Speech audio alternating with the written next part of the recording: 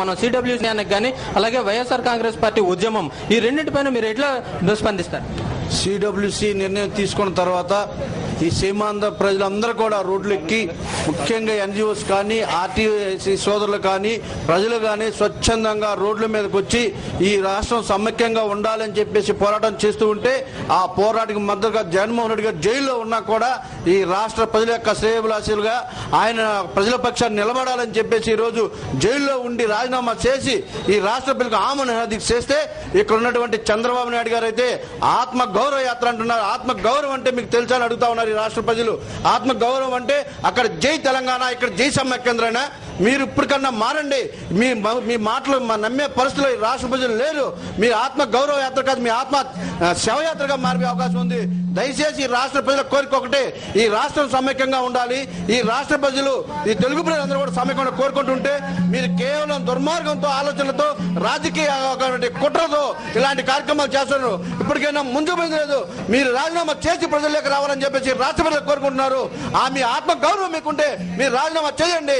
బొత్స సత్యనారాయణ గారు కూడా మీరు రాజీనామా చేసి మీ వాళ్ళు ప్రజల్లోకి రావాలి తప్ప మీరు రాజకీయ స్వార్థం కోసం చేసే యాత్ర కరెక్ట్ కాదని చెప్పేసి మేము తెలియజేస్తా ఉన్నాం. మీరు చెప్పండి, చూస్తున్నాం రాజకీయ నాయకులు, మంత్రులు వ్యవహార శైలి చూస్తున్నాం. ఢిల్లీలో వెళ్ళడం, మళ్ళీ ఇక్కడికి రావడం, వాళ్ళు ఇదే చేస్తున్నారు కానీ సమైక్యాంధ్ర పైన ఎటువంటి ఒక స్టేట్మెంట్ కానీ ఇవ్వట్లేదు. దీనిపైన మీరేమంటారు?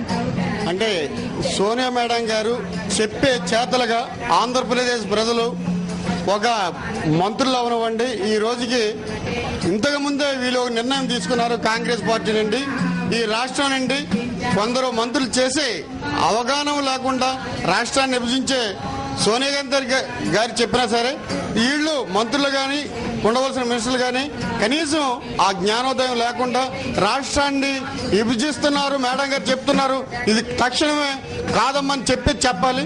కానీ ఆ నిర్ణయం కాదు, ఇది ముందే వీళ్ళకి తెలిసి ఉండబట్టి ఈరోజు మాట్లాడలేక ఢిల్లీ వెళ్ళినా ఆవిడ చెప్పే చేతలకు ఏదో మనం చెప్తున్నామని ఈ ప్రజలు మెప్పు పొందుతారని చెప్పేసి వెళ్ళి తిరిగి రావడం తప్ప వీళ్ళ వల్ల పని ఉండదు. ప్రజలే తగినైన బుద్ధి చెప్తారు. సీమాంధ్ర ప్రజలు ఊరుకోరు. తక్షణమే వీళ్ళు బంద్ చేస్తారని సభాముఖంగా తెలియదు. మీరు చెప్పండి, ప్రధానంగా చూస్తున్నాం బొత్సాని నిన్న ప్రెస్ మీట్ లో కూడా ఎదుర్కోవడం జరిగింది. బొత్స చెప్పడం కూడా రెండు కళ సిద్ధాంతం, అంటే పిసిసి అధ్యక్షుడిగా తను సిడబ్ల్యూసీ నిర్ణయాన్ని ఏకీభవిస్తున్నా అని చెప్తున్నారు. ఇటువైపు సీమాంధ్ర ప్రజలను మభ్యపెట్టే విధంగా మాట్లాడుతున్నారు. దీనిపైన మీరేమంటారు? పదవీ వ్యామోహంతోనే అధిష్టానికి అమ్ముడిపోయారు. వీళ్ళు తెలంగాణ కేసీఆర్కి అమ్ముడిపోయారు. ఆంధ్రప్రదేశ్ లో ఉన్న ఎవరైతే ఈరోజు రాయల ఆంధ్రప్రదేశ్ వాళ్ళందరూ ఉన్నారు, వాళ్ళంతా కూడాను. బొత్స కూడా సోనియా గాంధీ తొత్తులాగా సమైక్య వ్యతిరేకంగా రెండు కాల సిద్ధాంతం, ఒకే కాల సిద్ధాంతం.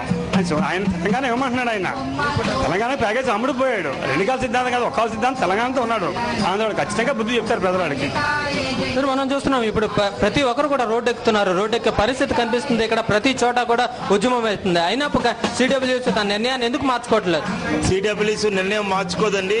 ఎందుకంటే దేశంలో 66 సంవత్సరాలు స్వతంత్రం వచ్చిన తర్వాత 42 సంవత్సరాల పాటు కాంగ్రెస్ పార్టీకి పరిపాలించమనిస్తే ఆంధ్ర ప్రజలను మోసం చేసి రెండుగా విభజించి ఈ రోజు అందరినీ ఆంధ్ర ప్రజలు రోడ్డు పైన తీసుకొచ్చే పరిస్థితి చేసింది. ఇది చాలా దుర్మార్గం. వాళ్ళు వెంటనే సిడబ్ల్యూసీలో పెట్టి రోల్ బ్యాక్ చేసుకోవాల్సిన బాధ్యత వాళ్ళకు ఉంది ఎట్టి పరిస్థితిలో కూడా.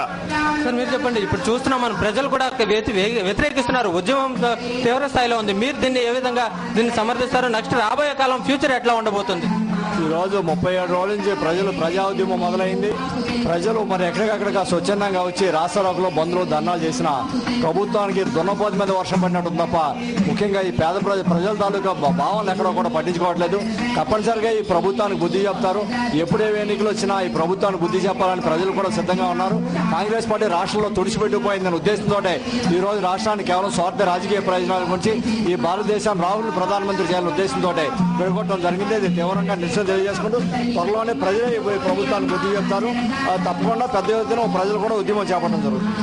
మీరు చెప్పండి, మనం ప్రజలు కూడా ఇప్పటికే ఇబ్బందులు ఎదుర్కొంటున్న సమయం ఇక్కడ అయినా ఒక కేంద్ర గవర్నమెంట్ కానీ ఇప్పటికే హోంశాఖ దీనికి ఒక ఇంజక్షన్స్ పంపించినట్టు ఒక నోటును తయారు చేసినట్టు చెప్తున్నారు. దీనిపైన ఏమంటారు? ఇది చాలా దుర్మార్గం అండి. 36 రోజులుగా ఇంత పెద్ద ఎత్తున ఉద్యమం లేస్తూ ఉంటే కేంద్ర హోంశాఖ చాలా దుర్మార్గమైనటువంటి నిరంకుశంగా ఇవాళ చర్యలు తీసుకుంటుంది. ఖచ్చితంగా వైఎస్ఆర్ కాంగ్రెస్ పార్టీ ప్రజల్లో తిరుగుతుంది, ప్రజలు చైతన్యవంతం చేస్తుంది. సమైక్యాంధ్ర ఉద్యమాన్ని ఖచ్చితంగా వైఎస్ఆర్ కాంగ్రెస్ పార్టీ సాధనలో భాగంగా వాళ్ళు పోరాటం చేస్తుందని చెప్పి సందర్భంగా తెలియజేసుకుంటున్నాం. వైఎస్ఆర్ కాంగ్రెస్ పార్టీ ఇప్పటికే విభజనను వ్యతిరేకిస్తూ తీవ్ర స్థాయిలో ఉద్యమాన్ని ఉవ్వెత్తున ఎగిసిపడేలాగా రాష్ట్రం అంతా సీమాంధ్రాలో పూర్తి స్థాయిలో ఉద్యమిస్తుంది. అలాగే ప్రతి ఒక్కరు కూడా సంఘీభావంగా రిలే నిరాహార దీక్షలు అలాగే పూర్తి స్థాయిలో ర్యాలీలు రాస్తారోకోలు నిర్వహించడం జరుగుతుంది. ఇదే కొనసాగితే చంద్రబాబు నాయుడు ఎప్పటికైనా ఈ రెండు కళ్ళ సిద్ధాంతాన్ని మానుకోవాలని వీళ్ళందరూ హెచ్చరిస్తున్నారు. మరోవైపు మంత్రులు తమ పదవులను కూడా వదిలిపెట్టి వచ్చి ఉద్యమానికి రావాలని వీళ్ళందరూ హెచ్చరిస్తున్నారు.